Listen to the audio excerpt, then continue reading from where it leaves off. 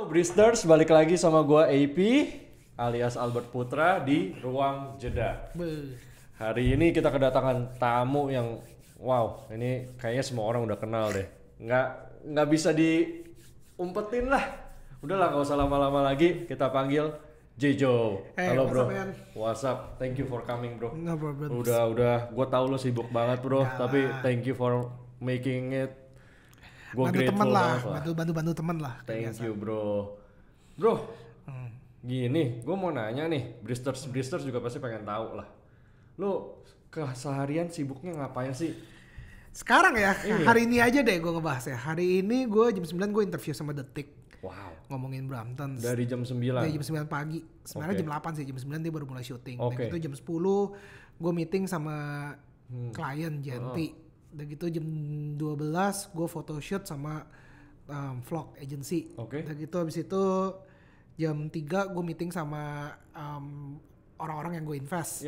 Media-media yang gue invest. Udah gitu tadi jam sebelum gue kesini jam 4 gue meeting lagi sama Tokopedia. Dan gitu sekarang gue sama lu.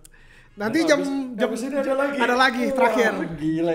Jam 7 gue jadi podcaster. Jadi ya. Oh wow, nice. Berarti kalau bisa sehari nambah ya dari 24 jam kayaknya ya. Gue selalu sempat ngomong kok. Jadi kayak kalau waktu itu lebih dari 24 jam tuh gue butuh banget tuh. Waktu itu sangat berharga lah ya. Waktu sangat berharga dan waktu lu lagi hot-hotnya gunain sebest-bestnya sih. Saat lagi ya dapat kesempatan peluang emas itu harus jangan pernah males menurut gue, karena waktu lu ngerasa lu males, ngerasa lu bilang oh gue nggak butuh, nah itu di saat downfall lu. Sayang ya, maksudnya kesempatan opportunity lo lagi dibukakan, lo malah nggak terima ya. Yes. Oke bro, bicara tadi lo udah meeting ini itu semua ngebahas kerjaan lo dong sekarang? Mostly yes, jadi mostly potential business lah. Ada beberapa juga yang udah goals dan lagi dikerjain, dan beberapa juga pasti urusan future sama urusan gimana gue ngembangin gue punya bisnis yang udah ada juga gitu. Oke bro. Ini kan Bristers mungkin ya, ada yang masih belum kenal lu lah, ya mungkin. Yes. Boleh nggak lu introduce lu siapa, kerjaan lu apa? Mungkin Bristers pengen kenalan lah. Nama gue Jeffrey Joe, gue dipanggil Jejo. Instagram kenapa Jejo? Karena disingkat. Jejo ya. Jeffrey Joe jadi Jejo gitu. Jadi kayak nama gampang deh, itu username-nya ada. Jadi gue pakai dari masanya Friendster sampai sekarang ya udah Jejo terus. Gitu ke bisnis yang gue lakukan adalah gue media, gue event organizers, dan gue punya platform jualan sneakers juga, marketplace, dan gue sebagai investor juga. Nice. Nah, yang lo fokusin semua dong? Semuanya gue fokusin, semuanya gue ya walaupun susah-susah gampang ya, karena in the way ya bukan susah gampang, the business is growth itself. Dan semakin itu grow semakin makan waktu gue, dan gue mesti rela kayak gitu. Betul, kan. Itu ya positive way sih. Apalagi di tahun 2020 ini ya corona happen kan. So many behavior yang kita harus change. Betul, gitu. Karena emang new normal ini affects everyone gitu loh. Jadi mungkin yang paling kena damage di gue adalah Urban Sneaker Society. Kalau lo tahu event sneakers yang tergede di Southeast Asia, dengan kemarin 2019 itu gue dapat 48,000 orang yang datang. However dengan kejadian corona ini ya gue masih was-was untuk bikin event kan. Bisa tahun ini bisa nggak ada. Gue masih nggak tahu. Tapi kita cuma we hope for the best lah ya. Kalaupun ada, kita juga nggak mau serame yang tahun lalu. Kalau bisa social distancing lah dan segala macam kan. Karena ya kita nggak mau kita menjadi sumber masalah sebenarnya gitu kan. Jadi we want di tengah-tengah lah, kita mau yang terbaik buat USA sendiri lah. Dan orang-orang juga melakukan social distancing. Nice. That's a really good way of handling things sih. Maksudnya lo see the bright side lah, dan lo pikirin orang sekitar juga ya. Bro, ya udah nggak dipungkiri lah, semua orang tahu lo rajanya sneakers lah. Everyone knows you're a sneakers hero lah. Amin. Ya kan? Enggak lah. Nah maksud gue, lu di dunia sneakers ini gimana pun lo dari nol. Lo berjuang karena lo hobi, passion lo. Boleh nggak lo share perjuangan lo dari awal mulanya? Kenapa lo memilih untuk mengambil sneakers sebagai bisnis lo? karena dari awal gue nggak pernah treat itu sebagai bisnis sih. Menurut gue, gue itu start collecting sneakers di tahun 2011 waktu gue di Amerika. Nah, gue kuliah di Seattle, gue pindah ke Washington DC, sering main ke New York, jadi gue kayak udah tahu street culture fashionnya mereka gitu. Dan gue kayak collecting something yang mungkin coba-coba dulu. Dan collecting itu costing some money gitu. Betul. But however, in exchange of that, lu dapet ilmu yang banyak lah kayak. Oh ternyata tuh sneakers ada potensial market lah, monetizingnya lah gitu kan. Sampai di tahun 2014-2015 gue udah for good, gue bawa sneakers gue juga. Udah gitu suddenly gue ngeliat nih di Indonesia nih kayaknya sneakers orang udah mulai pakai, walaupun itu niche banget. Mungkin kayak wih, gue kalau ngeliat orang pakai Bromptons tuh kayak wih pakai Brompton nih gitu. Jadi zamannya itu sneakers itu gue kalau ngeliat orang pakai sneakers, wah bro gue nih gitu. Dan gitu habis itu Yeezy di tahun 2014 keluar Kanye West dan mungkin social media tuh di masa keemasannya Instagram terutama. Jadi apa yang dipakai Kanye West, social media artis-artis pada pakai segala macam menginfluence Indonesia dan itu yang membuat orang Indonesia juga wah sneakers ini gila ya. Dan Yeezy itu rilis di Indonesia. Ada di Good Step, ada di Kicks, ada di everywhere lah waktu beberapa itu. tempat. Soalnya Yeezy rare kan. Waktu pertamanya banget itu belum se-booming itu. Jadi yang ikut paling cuma anak-anak sneakers. Tapi gila mereka orang Indonesia lainnya tahu kalau bahwa lu beli sneakers secara harganya 3,2 bisa lu jual 16 juta. Orang Indonesia tuh driven banget by profit gitu. Jadi apa yang bisa diprofitin dikejar. Ya contohnya sekarang jadi sepeda kan betul. Sepeda dan lain-lain. Dan di masa kemasan itu sneakers itu gue sempat kayak aduh apakah akan menjadi monetizing doang gitu loh. Apakah cuman orang beli akan dijual lagi. Ternyata enggak. Turns out itu menjadi lifestyle culture yang dimana orang pakai sneakers itu menggantikan sepatu pantufel. Jadi sekarang kalau waktu itu gue sempat takut bahwa sneaker itu akan dimonetizing saja, ternyata salah dugaan gue. Jadi mereka ternyata menggunakan sneakers itu bukan cuman anak muda aja, tapi dari orang tua, emak-emak, tante-tante, kakek-kakek, nenek-nenek tuh sekarang tuh sneaker semua mengganti. Karena kenapa? Lebih nyaman, lebih fleksibel, modelnya juga bagus-bagus, nggak bosenin, nggak bikin kaki sakit dan lah ya. Nggak bikin kaki sakit dan di foto Instagram juga looks nice gitu. Dibandingin lu pakai pantufel, lu pakai sepatu kulit atau apa ya, itu nge-replace something dan itu menurut gue udah menjadi lifestyle dan culture. Dan nggak bisa dipungkiri beberapa sneakers yang punya historical moment seperti Jordan 1, Yeezy, yang barang-barang rel itu bisa menjadi alat investasi juga. Jadi so many things yang lu bisa melakukan dengan sneakers gitu. Jadi di situ awal-awalnya sneakers lagi gue ngeliat mengarah menjadi lifestyle, gue bikin perusahaan deh namanya Urban Sneakers USS Networks yang menaungi Urban Sneakers Society sebagai event, USS Fit sebagai media. Gue punya Kick Avenue platform sneakersnya juga dan lain-lainnya.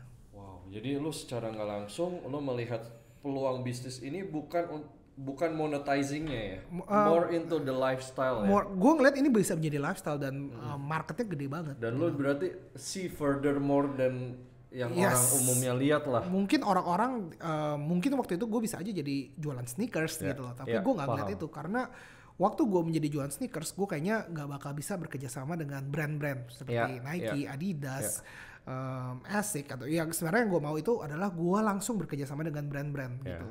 Jadi gue memutuskan tidak pernah menjadi reseller. Yang gue jual mungkin sepatu-sepatu bekas gue doang. Ya udah kalau gue bosen gue jualin, tapi gue tidak pernah mau menjadi toko sneakers. Jadi gue look further ado di mana orang-orang menjadi jualan sneakers, latah jualan sneakers, gue menjadi penadahnya, event organizer-nya, platformnya dan medianya juga. Jadi lu sebagai benar-benar ya yang tadi sempat kita bahas marketplace-nya, tempat orang mencari berkumpul lah ya. Oke, bro. Ini idenya kan luar biasa banget ya. Perjalanan lu pasti panjang banget dari awal, apalagi lu mulai maksudnya for good sampai sini ya gue bisa bilang teman-teman kan baru-baru semua lagi dong yang di Indonesia ya. Lo perjuangan dari nol itu gimana sih bro ceritanya? sampai lo bisa bikin the ideas ini benar-benar terjadi gitu? Nggak tahu ya, kalau misalnya kalau orang tanya berat gak sih Jeff kayak gini, gue nggak pernah jawab berat sih, karena gue ngelakuin dengan seneng. Happy ya. When lu ngelakuin sesuatu yang kayak seneng, passionate, semua akan terasa lebih gampang gitu loh. Gue nggak pura-pura, maksudnya gue kayak kayak lu undang gue untuk jadi ini karena gue seneng sama lu, dan gue nggak ngerasa ini menjadi hambatan, dan gue ngerasa is something, oh ya udah gue seneng kok sini. Wah, thank you. Dan I think itu yang harusnya banyak orang yang nggak mendapatkan kesempatan yang sama kayak gue. Belum tentu semua orang tuh bisa mendapatkan uang dari something yang mereka suka. Tapi ya karena gue melakukan hal yang gue suka, gue nggak merasa 3 tahun gue yang gue lakukan di USS ini dan Kick Avenue dan lain-lain itu menjadi sebuah beban. Jadi gue mau meeting sampai jam 12 malam. It's just happiness It's just happiness aja, pure happiness. Karena gitu. Lo menjalankan itu dengan sukacita. Dan itu yang membantu gue menjadi lebih kayak sekarang gitu. Orang pada bilang gue gila kerja, bener gue nggak ngerasain di kerja gitu. It's just fun gitu. It's just fun gitu. Kayak kita komunikasi, ngobrol santai doang berarti. Iya, dan itu kayak naturally happen aja. Gue ngerasa yang kayak gitu-gitu yang bisa bikin gue state lagi ya, orang nggak harus punya itu untuk bekerja atau menghasilkan uang. Tapi waktu lu mendapatkan itu, lu akan nggak merasa bekerja sama sekali gitu. Lu ngerasa kayak ya this is your playground gitu. Dan kayak contohnya istilahnya rutinitas aja lah ya. Kayak gimana ya, gue bilang ya itu udah kerjaan sehari-hari. Yang jadi percatatan adalah challenge dari klien gitu loh. Sekarang kan gue kan pertama dari hobi ke perusahaan. Gue di challenge sama klien untuk dapetin KPI-nya. Nah itu yang menjadi challenge-nya lu, gimana lu bisa achieve KPI klien lu gitu loh. Misalnya kayak gue mau mungkin for example, jadi ada bank yang propose ke gue mau transaksinya segini puluhan M gitu loh di dalam event lo. Achieve atau enggak gitu.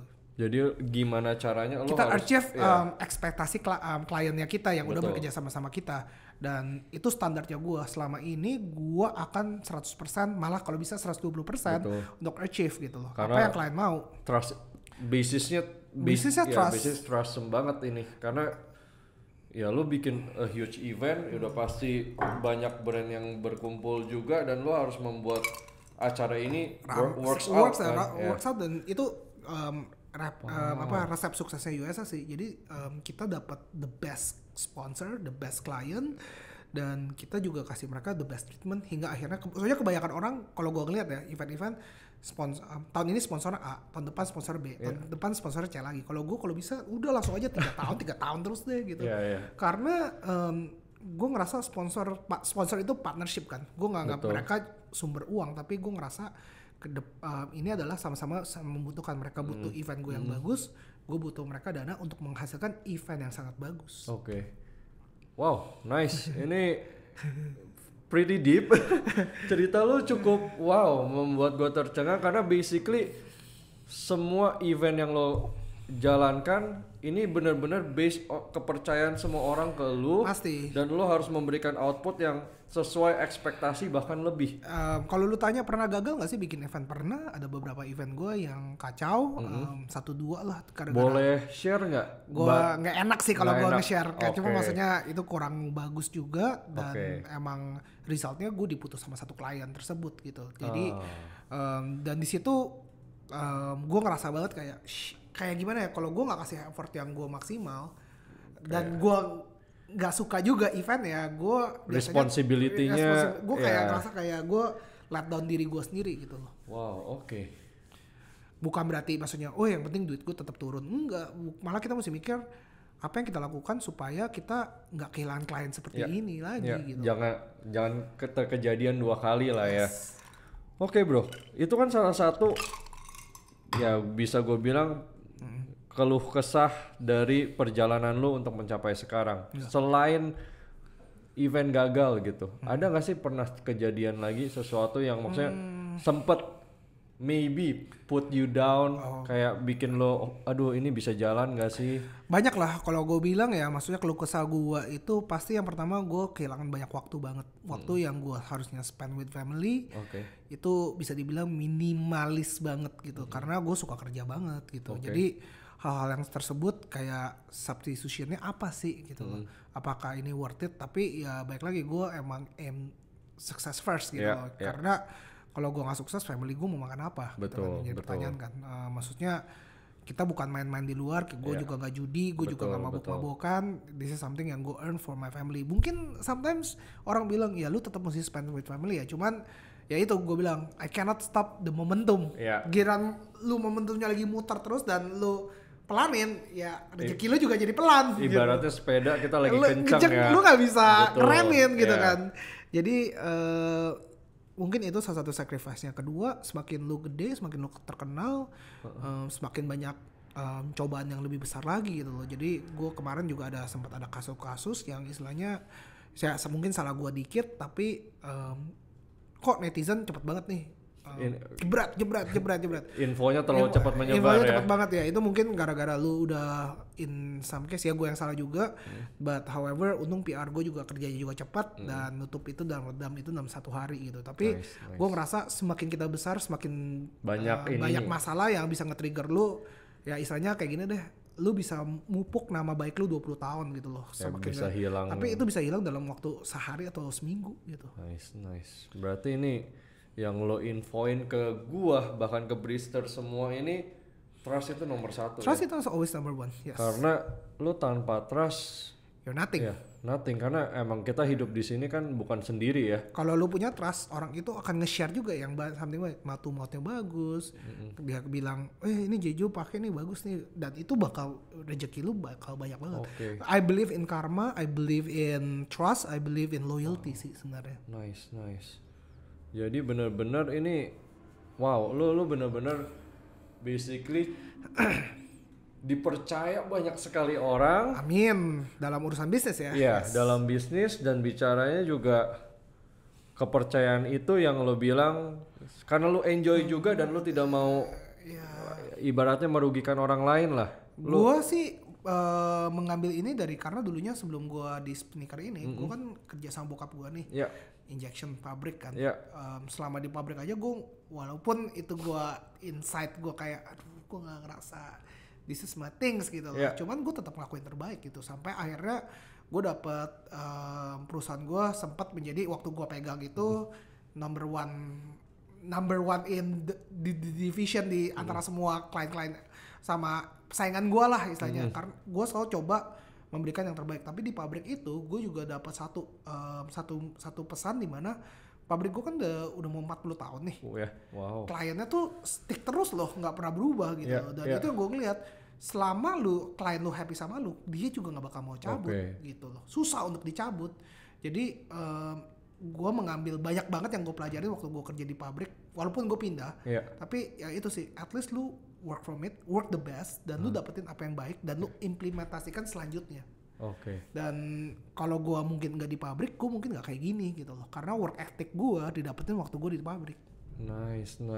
Brister, basically Jejo ngajarin kita untuk customer service number 1. Ya lu lihat lah contohnya kemarin juga gue iseng-iseng jualan sepeda kan. Iya, kayak gue kan sebenarnya ya kalau ada orang, berapa sih untungnya jualan sepeda? Bisa dibilang satu sepeda 3 sampai 7 rounded lah maksudnya itu kan. Betul. Itu Jeff kenapa lu lakuin? Menurut gue itu gue bisa ketemu kenalan banyak orang. Orang yang main Brampton, in the that network gitu kan. Gue suka itu. Ketiga, gue demen service aja sih. Jadi apalagi gue seneng orang yang beli sepeda sama gue juga beberapa orang nggak tahu itu gue gitu loh. Jadi biasanya orang lagi nyaloin lagi, Jeff udah nih kejual nih, lu jalan nih kesini. Ya udah gue bawa sepedanya, bisa kliennya opa-opa, kliennya tante-tante. Ada kepuasan pribadi ya. Kepuasan pribadi aja sih, gue kayak ngajak mereka ngobrol. Jadi kayak something yang gue emang ya menurut gue mungkin sales adalah jalan hidup gue. Ya lu lihat sendiri kan cara gue jualan Brompton gimana kan. Tapi berarti memang ya itu budaya hidup lo yang gue tadi dengerin dari tadi. Lo benar-benar menjaga kepercayaan orang sangat baik, dan lo mau treat everyone itu sebaik mungkin ya. I think ya salah satu itu mungkin ya cara kerja gue sih. Maksudnya gue bisa aja kalau hari ini gue ada kelas schedule itu gue bilang si Albert nggak penting nih, gue batalin aja lah, gue ganti itu. Tapi kan gue nggak mau ngerusakin hari lu kan, maksudnya betul. Promise is promise man, word is a words gitu. Jadi kalau gue udah janji sama lu ya sebisa mungkin komitmen itu nomor satu ya. Iya. Top bro, ini the best words commitment guys ya. Bristers harus ingat kalau udah ngomong A harus A, jangan ganti-ganti. Kecuali ya lu sakit ya kita bisa ngerti lah ya, walaupun bisa ngomong bohong ya, maksudnya ya anggap kata kita sepedaan, kita ngomong jam 6 datang ya kita jam 6 datang gitu loh. Maksudnya ya lu boleh ngomong telat atau lu menghargai waktu orang lah. Lu hargain lah, gue juga kita semaris gue sepedaan juga ngajarin kita banyak hal banget kan. Iya betul. Karena emang ya itu aja kita sepeda terlihat banget dari ya kita janjian semua, komitmennya juga bisa terlihat dari situ. Ngajakin bareng-bareng, ngejaga ya sebenarnya banyak orang bisa dilihat dari caranya mereka. Simple things yang bisa kita ini ya betul, nilai. Kalau kita emang komit ya kita komit gitu. Oke. Bro, nih gue sempet ada yang nanya teman-teman Bristers nih. Boleh. Dia nanya kalau Bro Jejo kan udah punya bisnis keluarganya. Udah maksudnya bisnisnya sudah besar, udah ini. Kenapa mau bikin sendiri? Iya, gitu? kenapa sih mau keluar dari bisnis keluarga kan udah enak. Nah, itu kan omongan-omongan Bristers nih. Nggak apa-apa. Kalau dari gua sendiri sih mungkin kalian punya keluarga yang kaya, mungkin kalian juga punya yang lineage yang dibanggakan gitu. Pada intinya kan sebenarnya yang jadi pertanyaan itu uang lu atau uang keluarga lu gitu. Ya itu, dan itu gue sering banget dapetin. However, waktu gue udah buktiin USS di mana-mana, gue bisa jadi itu. Nah, peran uang orang tua itu makin berkurang tuh. Jadi orang udah melihat, wah ini gara-gara lu sendiri, lu kerja, you earn it. Pada intinya, kalaupun gue balik lagi ke pabrik orang tua, orang yang kerja di situ mungkin akan ngeliat gue yang berbeda. Yang namanya dulu itu cuma anak bos lu, anak bos. Yang sekarang mungkin mereka balik lagi gila. Nih orang something to be proud of yang udah berhasil di luar, sekarang balik lagi udah mau membuat perubahan gitu. Jadi ibaratnya lu dari seorang anak yang nggak punya skill apa-apa langsung jadi bos, sekarang udah jadi panglima ya datang. Ya siapa tahu gitu loh. Karena pada intinya gue juga nggak mau dianggap cuma pakai harta orang tua gitu. Gue juga kepengen prove everyone bahwa ya gue di luar sana juga gue bisa hidup gitu, dan gue bisa jadi seorang yang besar juga. Nice. Tapi emang ya di sini gue bisa melihat work ethic lo belajar dan lo pengen proof. Wow, ini maksudnya gue pribadi ya, bukan Bristers doang. Gue belajar banyak dari lo nih. Yalah, ya gue sama. Gue juga dulu kerja dan gue decided to leave karena emang I want to proof juga kan. Ya pasti kita ada sesuatu yang pengen kita proof, dan ya semua punya caranya masing-masing lah. Dan gue yakin semua orang ya kayak lu perjuangan USS pasti ada waktunya, tahu-tahu time to shine ya kan. Kalau dari gue sendiri sih gue ya mungkin gue dari dulu ngerasa ini fun aja sih. Jadi kalau orang bilang wah lu udah gede, gue sih ngerasa belum gede gitu. Kalau orang tanya gede itu berapa sih, gede itu menurut gue kalau ketika penghasilan bulanan gua sama penghasilan pabrik gua. Gede itu mungkin ya. Itu relatif lah. Lu nggak usah ngapa-ngapain mungkin udah segitulah gitu ya. Iyalah, cuman ya selama gua masih belum bisa beli rumah sendiri, ya maksudnya maksudnya sekarang gua apa-apa menurut gua itu hustling dulu lah. Gua maksudnya selama gue masih kuat, Tuhan masih kasih gue energi untuk kerja, ya why not gitu. Pokoknya tetap berkarya aja gitu. Nice. Bro, cerita lo luar biasa bro. Gue maksudnya dari tadi gue sampai bingung. Ini kesimpulannya banyak banget bro. Enggak lah, kesimpulannya satu sih yang gue bilang sih. Menurut gue ya kalau kita ambil lah. Yang pertama adalah sebisa mungkin cari kerjaan yang lu suka gitu loh, yang lu passionate. Jadi yang emang lu akan menjalaninya dengan happy ya, dengan seru ya. Kalau lu nggak bisa kerja sama orang lain, karena kayak gini kemarin gue juga demen baca buku. Dari baca buku itu lu tuh you don't have to read actual book, but you can go to watch masterclass TED gitu penting banget. Gue Gary V, kalau lu tau Gary V, dia ngomong kayak gitu. Lu tau gak sih kenapa orang tuh lu tuh nggak bakal, maksudnya lu tuh mungkin nggak bakal dapat anak buah yang baik gitu.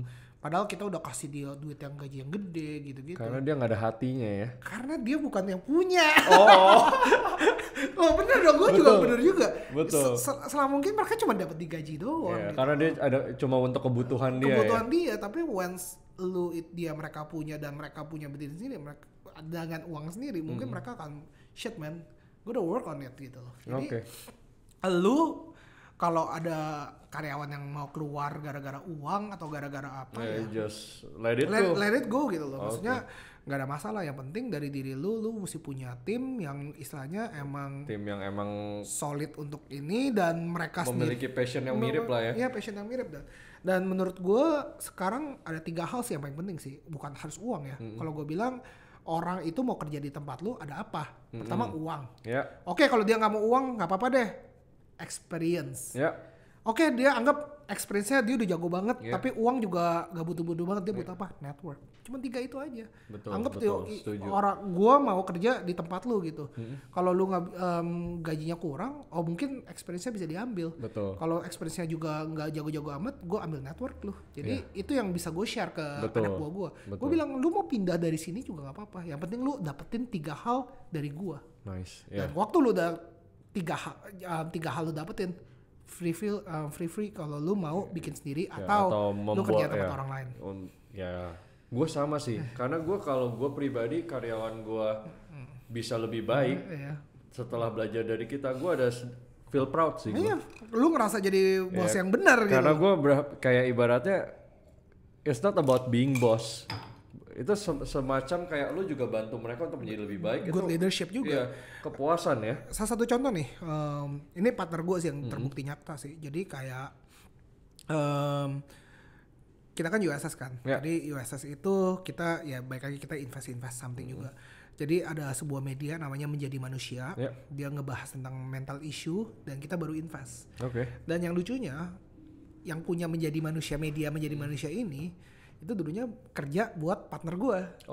Jadi sekarang dia malah invest small world dan maksudnya ini orang nggak mau, maksudnya istilahnya dia udah ngomong ke banyak orang dan maksudnya dia ngerasa hatinya dia karena dia pernah kerja sama si partner gue Said Muhammad dan dia ngerasa Said Muhammad adalah the right guidance. Dan walaupun dulunya sebuah karyawan, sekarang mereka adalah sebuah partnership yang di perusahaan gue gitu.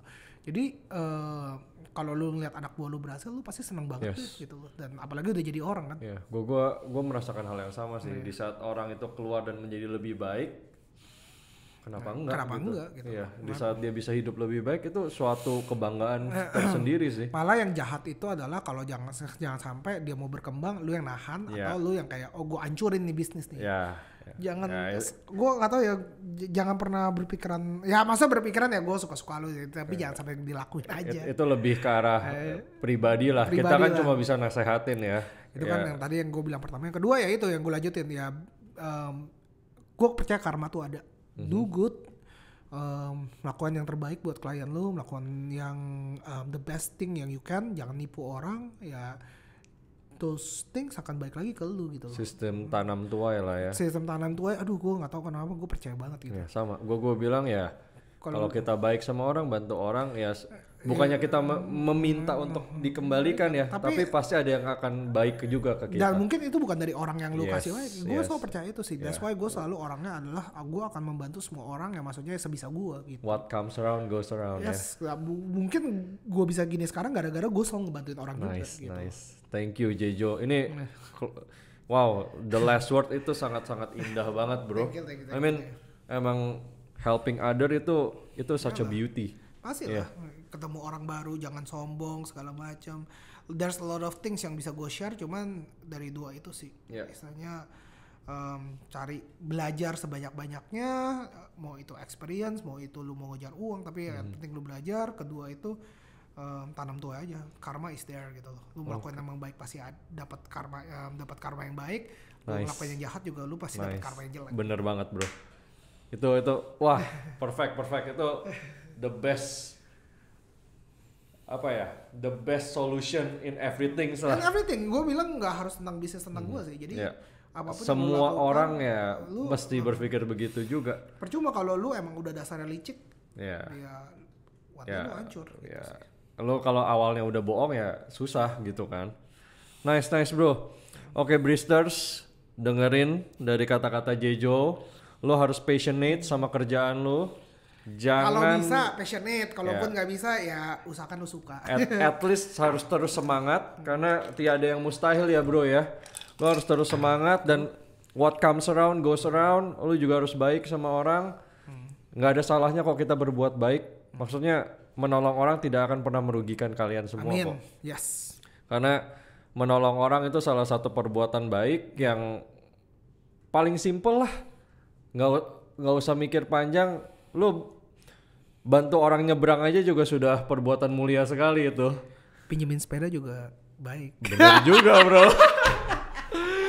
Oke bro. Thank you for coming. Thank you so much.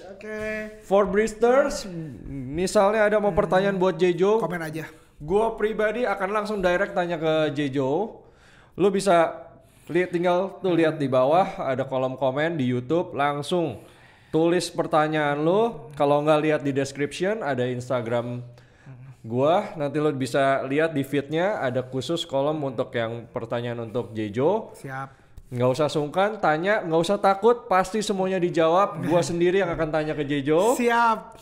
Untuk jawabannya tunggu aja, pantengin Instagram kita, pasti akan diinfokan kapan. Nanti mungkin aja bisa gua live sama Jejo atau nanti gua akan bikin secara tertulis di YouTube atau apapun.